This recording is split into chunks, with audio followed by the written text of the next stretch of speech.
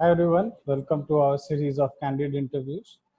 तो आज का जो हम इंटरव्यू प्रॉपर्टी का डिस्कशन करने वाले हैं, it's about an investment in Whitefield, which is in suburb in Bangalore, near the IT hub.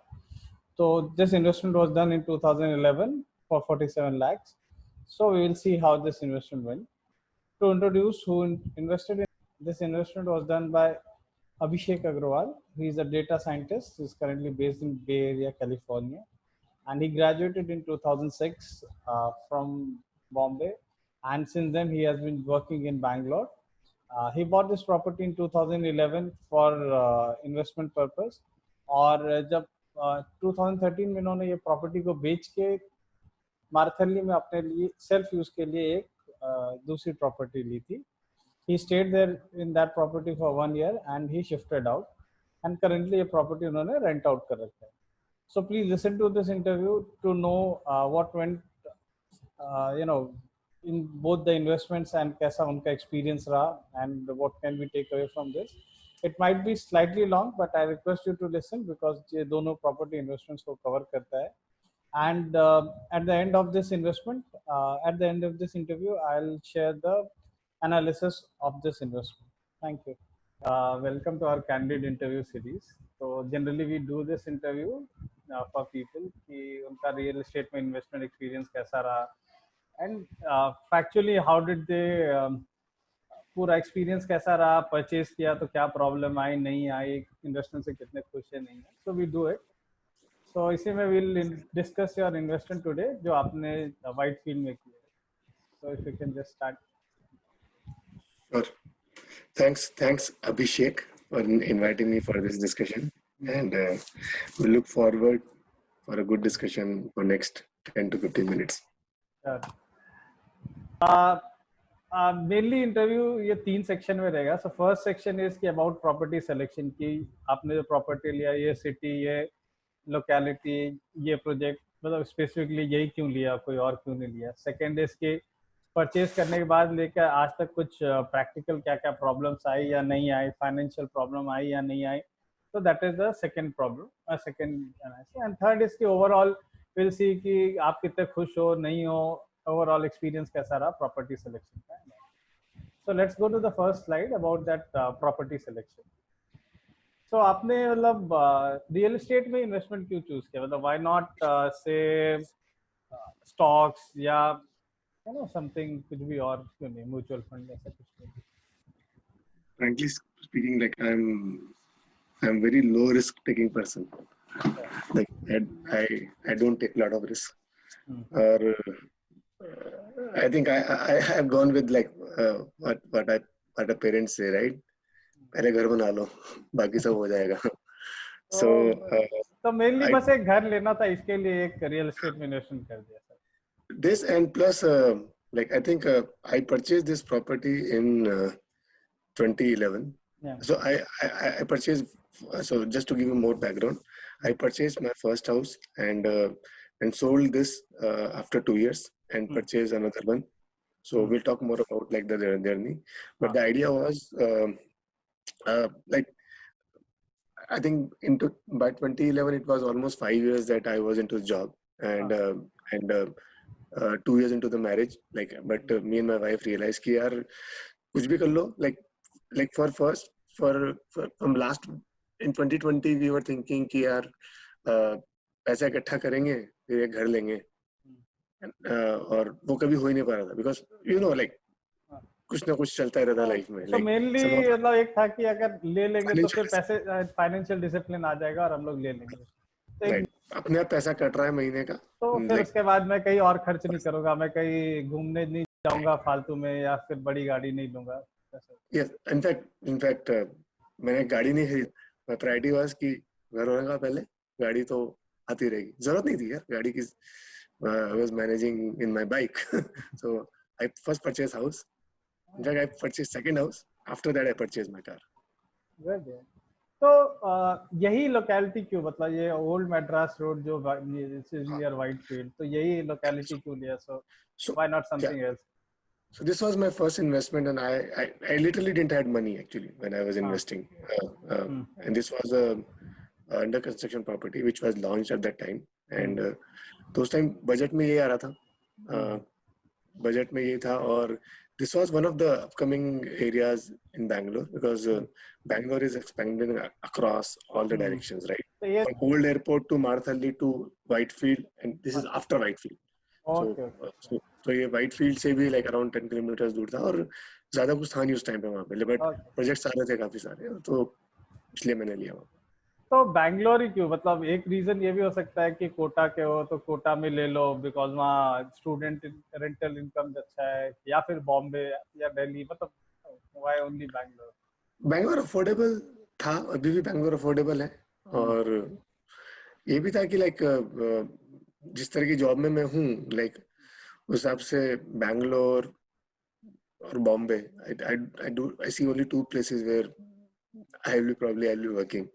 Bombay out of reach, plus मुझे ये था कि बॉम्बे में लाइक वसई जाना है या कोई दूर कहीं जाके लेना है, मतलब डजंट मेक सेंस, तो एटलीस्ट बैंगलोर में था कि बैंगलोर में मिल रहा था और अच्छी प्रॉपर्टी बजट में मिल रही थी तो ले लिया। Plus good builder, plus one of the reputed builder, Prestige था, प्रेस्टीज हाँ, तो भाई मैं नेक्स्ट क्वेश्चन है कि देन मेरा यही प्रोजेक्ट कैसे मतलब फाइनलाइज किया कि अगर इस एरिया में भी?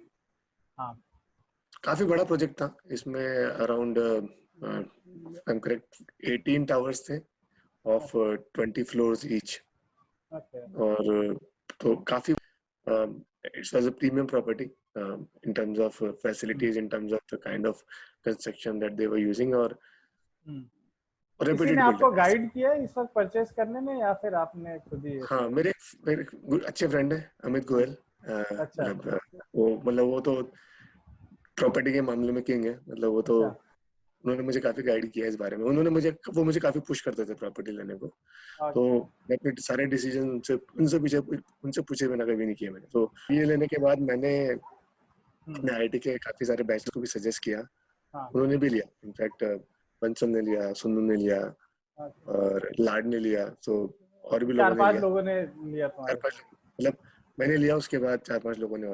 तो अभी ये पूछना था कि ईएमआई कितना मैनेजेबल था? बहुत इजी था, क्योंकि अंडर कंस्ट्रक्शन प्रॉपर्टी था, प्री ईएमआई जा रहा था, और bank was also releasing money like stage wise construction पे दे रहे थे, so it was only pre EMI, so interest only and when I purchased this property, as I said earlier, I didn't have money, so I borrowed money from my uncle to make a down payment, so I had to repay that money and also had to make this EMI, so it was manageable at that. का थोड़ा problem था but EMI का problem नहीं था। नहीं था problem, EMI plus I had to return him also, right? So in 2 years I ensured that I was paying EMI and I returned that money also in 2 years. तो उसके बाद you sold this property in 2 years and second property purchase कर लिया।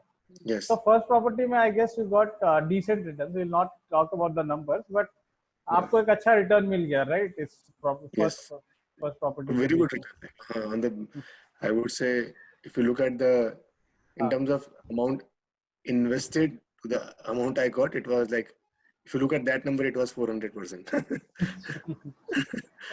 तो काफी अच्छा था। तो इसीलिए तो बेसिकली सेकंड प्रॉपर्टी जो परचेज किया था that was basis the first property से जो रिटर्न प्रॉफिट आया प्लस जो पैसा डाला था वो सब करके सेकंड प्रॉपर्टी परचेज किया, right? At the time of second property, like obviously I could have afforded a higher EMI. Plus I purchased this property in a place where I was staying. I was staying as a tenant. I was staying at this place as a tenant for 5 years. So the difference was the first property, the second property price was double than that of first property. अच्छा, तो पहला बेचने का कोई specific reason कि पहला बेचा and then दूसरा लिया, मतलब पहले कोई कंटिन्यू क्यों नहीं किया? It was still under construction. It was still like 2 साल बाकी थे पोजीशन होने में. Plus ये था कि I was not very sure after 2 years मैं वहाँ जाके रहूँगा कि नहीं रहूँगा, because तो इन शॉर्ट ऐसा बोल सकते हैं कि पहला इन्वेस्टमेंट के लिए लिया था, दूसरा सेल्फ यूज के लिए लिया था। हाँ, you can say that. और सेल्फ यूज किया भी सही मैंने उसको, 1 साल रहा उसमें। तो एक्सपीरियंस कैसा रहा, मतलब दोनों में पहला परचेज करके क्या? बिकॉज अंडर डेवलपमेंट में generally most of the country developers मतलब मोस्ट ऑफ द लोग जो लेते हैं उनको काफी प्रॉब्लम होती है, बट आई गेस बैंगलोर में you have a lot of good and reputed builders who keep their word, तो कोई दिक्कत नहीं हुआ फर्स्ट प्रॉपर्टी में। I think although I exerted in between, but I think builder delivered it on time. थोड़ा सा delay होता है, लाइक हाँ 6-8 वो महीने का ठीक है, डिले। बट आपको सेल साल करने से या कुछ करने से वो नहीं किया, स्टॉप नहीं किया। that like it was so much in demand. I had option to sell to 5 to 6 people when I was selling. So I got like I I sold it on my conditions, I would say. हम लोग एक बार थोड़ा सा आपका financial summary देखेंगे, where I have to highlight a point. So next slide जो है, so next slide is about the financial summary. So I'll just briefly explain to people. तो आपने जो प्रॉपर्टीज लिया था, मतलब इट्स जस्ट पहला जो है property returns of 8.7%, that is कि अगर आपने पूरा कैश में लिया होता एंड यू नो पूरा कैश में लेके उसको हमने यू नो सिर्फ रेंटल, और आज अगर हम उसको बेचते तो प्रॉपर्टी में रिटर्न 8.7% का है। दैट इज मेनली बिकॉज कि आपका सेकेंड प्रॉपर्टी में ज्यादा अप्रिसिएशन नहीं हुआ, बट आपका जो इन्वेस्टमेंट है, जो amount that you have invested, you got a return of 5.9%। That is mainly because कि जो लोन है वो 10-11% पे है, तो जो प्रॉपर्टी रिटर्न है उससे थोड़ा सा महंगा लोन है। इसके लिए क्या होता है कि हमारा रिटर्न थोड़ा सा लो हो जाता है, इन्वेस्टमेंट है। बट आई लव कि although the return is not very great, 6% के आसपास है, but I talking to you I feel कि आपको you are very satisfied with this investment, right? I think we should not look return in terms of only in the terms of percentages, right? It's also about discipline that it got me in my life, right? Discipline in terms of spending your money. Simple calculation, right? So what we are saying is if it's 1 lakh, then I would have got 6% CAGR, right? But 1 lakh, like it locked in, right? So I had no option but to put that money. But let's say if I would have invested in mutual funds and shares where I had an option to liquidate, invested in, let's say, some other random thing, like I didn't have any option to like. तो ये काफी अच्छा हो गया कि हर month में तुम्हारे पास एक गोल होता था कि मेरे को लोन कम करना है, या कभी अगर बोनस मिला या कहीं से एक्स्ट्रा पैसा आया तो यू हैड द मतलब एकदम वो गोल क्लियर था कि मेरे को लोन खत्म करना है, प्रॉपर्टी करना है। तो वो जनरली नहीं हो पाता है और किसी इन्वेस्टमेंट क्लास में कि इतना एग्रेसिवली हम लोग इन्वेस्ट नहीं कर पाते हैं। तो जो भी रिटर्न है नहीं है, but I think you made a good asset, you are now debt free, you are getting good rentals out of it. तो आई थिंक ये नंबर उतना मैटर नहीं करता है, जो कि मैं कई लोगों को बताने की कोशिश करता हूँ कि रिटर्न से ज्यादा ये भी मैटर करता है कि आप में फाइनेंशियल डिसिप्लिन आ गया रियल एस्टेट इन्वेस्टमेंट का।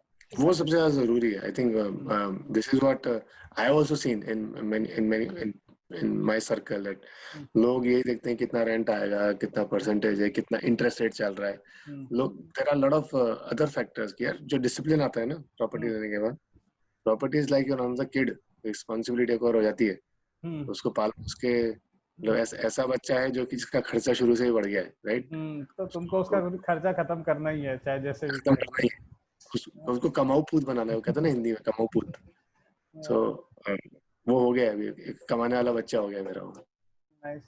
अभी ये टेंशन नहीं है कि अभी दाम बढ़ेंगे तो क्या करेगा, घटेगा तो अगर अभी नौकरी नहीं तो मेरे पास मेरा घर तो है। इतना तो है ही सी घर है मेरा, कोई मुझे निकालेगा नहीं उससे, उसमें जाके रह लूंगा। I can take other risks now, right? I can take other risks like without salary also. Yes. So अगर कल को कुछ और करने का हुआ, तो कुछ और स्टार्टअप का कुछ करने का, तो you have a good basis to go ahead and do that. And I think अपने बैच में भी एक दो लोग और हैं जो हमारे दोस्त हैं जिन्होंने प्रॉपर्टी ली है, now they are good entrepreneurs because they have a steady source of income. तो वो है, right? So हम लोग फाइनल पार्ट पे चलते हैं। So the next slide is about the summary, overall summary कि आपका इन्वेस्टमेंट में क्या अच्छा रहा, क्या नहीं अच्छा रहा, एंड ओवरऑल एक्सपीरियंस कैसा रहा। सो फर्स्ट प्रॉपर्टी में कुछ अच्छी चीजें तो है, लाइक यू नो आपको कुछ ईएमआई ज्यादा नहीं था, ओनली प्री ईएमआई था, तो इन्वेस्टमेंट बहुत कम रहा, तो रिटर्न काफी फिनोमिनल रहा, एंड कुछ क्वालिटी इश्यूज नहीं है। और कुछ अच्छा कुछ हो जो which you would like to share? So I think first property gave me like preview की like बहुत like you have to be disciplined for a long period of time, right? Okay. I think जो first 1.5-2 years में सीखा, right? Because I had to return money to my uncle also. So plus I had to like ensure कि आगे के लिए planning करनी है. So it helped me to plan my next 5 years. So मैंने गोल बनाया था कि यार मुझे सेकंड प्रॉपर्टी जब लिया मैंने गोल बनाया था कि मैंने 20 years का लोन लिया था, but I made a self goal कि मुझे 10 years के पहले खत्म करना है. बट आई वो थिंक जो आपने लर्निंग हिसाब से मैंने 6 साल में खत्म कर दिया लोन को. तो काफी अच्छा रहा फिर तो वैसा. मतलब वो लर्निंग जो हुई थी ना वो फर्स्ट इन्वेस्टमेंट से रही मुझे, जो सेकंड में काम आई. मैं काफी लोगों को बोलता हूँ कि फर्स्ट प्रॉपर्टी जो है ना वो फुल ऑन नहीं लेना चाहिए. फुल ऑन का मतलब कि सारी सेविंग्स और सारी ईएमआई डाल के, बिकॉज फिर वो एरर करने का जो मार्जिन है वो बहुत कम हो जाता है. अगर तुम्हारे कुछ गड़बड़ भी होता जैसे तुम्हारे फर्स्ट प्रॉपर्टी में होता तो देन 5-10 लाख का अगर ऊपर नीचे भी होता तो you could have managed it. But अगर वो पहला ही प्रॉपर्टी 90 लाख 1 करोड़ का ले लिया होता उस वक्त, तो फिर उसके बाद अगर कुछ गड़बड़ होता या प्राइस नहीं बढ़ता तो देन वो काफी फ्रस्ट्रेटिंग टाइप का इन्वेस्टमेंट हो जाता है. प्रॉपर्टी में आई थिंक प्रॉपर्टी प्राइस ज्यादा नहीं बढ़ा जब से आपने परचेज किया, बट अदर पूरे देन दैट मार्केट का नहीं बढ़ा. पूरे मार्केट का नहीं बढ़ा. 2013-14 के बाद तो कहीं नहीं बढ़ा, कहीं राइट. नहीं बढ़ा. इनफैक्ट जो मैंने फर्स्ट प्रॉपर्टी सेल करी थी, हाँ, उसका भी जो आई वुड से मैंने एक पीक पर ही सेल किया था उसको. उसके बाद उसका भी कोई ज्यादा प्राइस बढ़ा नहीं है. तो वो तो पूरा ओवरऑल मार्केट का ही सीन है. बट आई थिंक नो वो नहीं है कि लाइक गलत नहीं किया. लाइक आई थिंक फ्री होगी प्रॉपर्टी. आई थिंक एक बहुत अच्छी चीज है कि रेंटल इनकम अच्छे से आ रहा था और वो भी अच्छे से आ रहा है. एंड आई थिंक वही मैटर करता है, बिकॉज दाम बढ़ रहा है घट रहा है is not that big number. एक पूछना था कि how long will you keep this investment. अभी जो सेकंड प्रॉपर्टी है, although you bought for yourself and अभी रेंट पे दिया है because you shifted to US. यार अभी जैसे अभी तो मैं यूएस में हूँ. बैठा है प्रॉपर्टी बैंगलोर में है, अच्छी लोकेशन पर है. कभी वापस इंडिया आया, बैंगलोर रहा तो अपने घर में उसी प्रॉपर्टी में वही कि वो 2 BHK है. आई डोंट नो, अभी बच्चे बड़े हो रहे हैं तो देखेंगे. मतलब but knowing me my wife, like हम लोग का ये रहा कि हम 2 BHK में मैनेज भी कर सकते हैं. वैसे ऐसा कुछ नहीं कि हमें 4 BHK का बंगलो चाहिए. बट एक्चुअली प्रॉपर्टी का इमोशनल थोड़ी वैल्यू भी है. तो आई डोंट थिंक मैं बेचूंगा इसको. अनलेस कुछ बहुत अपने नए घर में या कहीं शिफ्ट हो रहे हैं या फिर कुछ एक लॉन्ग टर्म प्लान चेंज होता है, तब तक तो ये रखने ही वाले हैं, राइट. नहीं, उसके लिए नया गोल लेंगे ना, इसको क्यों बेचें. उसके लिए नया कुछ लेंगे. एंड अगेन अगर चांस मिला तो वापस रियल एस्टेट में इन्वेस्ट करोगे या फिर अभी के लिए हो? मैं देख ही रहा हूँ, मैं ऑप्शंस देख रहा हूँ. I think we have spoken earlier also. मैं ऑप्शंस देख रहा हूँ क्योंकि अभी उस पहली से के डेट से फ्री हो गए. और वो मैं चाहता हूँ कि जो डिसिप्लिन मैंने पिछले 7-8 साल में रखा है, financial discipline, I want to continue doing it. अभी तो क्या ही है अभी. अगले 10 साल और कर लेंगे तो उसके बाद वाले 20 साल आराम से निकलेंगे. फाइनेंशियल डिसिप्लिन होना बहुत जरूरी है और वो रियल एस्टेट से आ जाता है. So thanks Abhishek for being so candid and honestly share people. So I think हम लोग काफी अच्छे से शेयर किया. Thanks for being so candid. So hope we'll catch up soon again. Yeah, thank you. Thanks for arranging this interview, and I hope it was helpful for others. Yeah, that's what the aim is. So I really it's never too late. It's never too late. I think मुझे ऐसा लगता है कि मैं 2 या 3 साल late था. मुझे ऐसा लगता है कि I should have invested in like 2008 or 9 only. ऐसा लगता है मुझे भी. मतलब आ जाता है पैसा, सब हो जाता है. So it's in mindset. ठीक है then. चल. Thank you. Bye. Thanks. Bye. Hi guys. Thank you for watching this whole interview. I hope आपको interview अच्छा लगा होगा.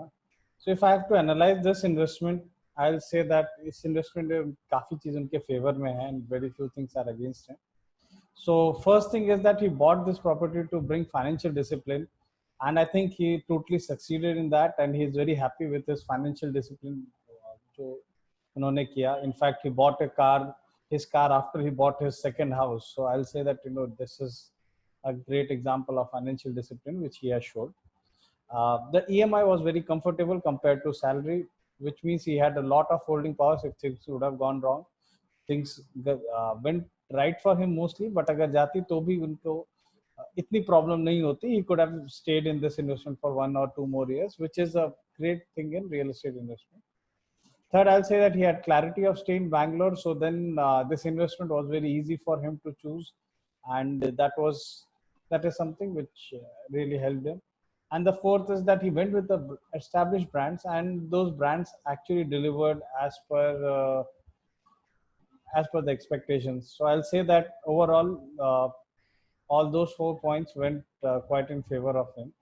Now, the things which did not go in his favor is, first, he did not think of rental yields in 2013. So उस वक्त rental yields drop करने लग गए थे, and the prices were rising, but rental yields were not rising. So probably, in hindsight, we can say कि शायद उन्होंने थोड़ा overpay कर दिया था, but it's hard to think of at that point of time when real estate was in full boom. So that's not something which could have been thought of at that point of time, but I think this is what went against him.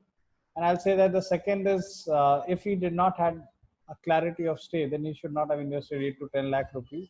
Otherwise, his property investment returns would have been much better.